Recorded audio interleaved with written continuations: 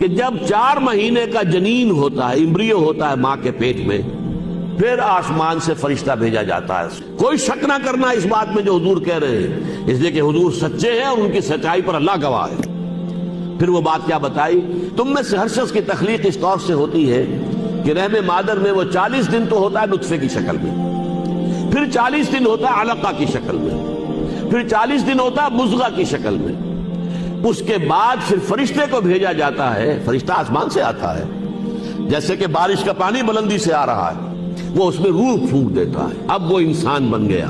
तो फिर उसके बाद बच्चा जो है वो रहमे मादर से बरामद हुआ, फिर वो अपनी पूरी उम्र को पहुंचा। लेकिन उसके बाद फिर चेहरों पर झुर्रियां पड़ी, बाल जो हैं वो स्याह नहीं सफेद हो गए, आज़ा जो हैं और आसाब जवाब दे गए। फिर वो मरा और वो मिट्टी के अंदर मिलकर फिर मिट्टी हो गया। जो शय वहां से आई थी वो वहीं गई।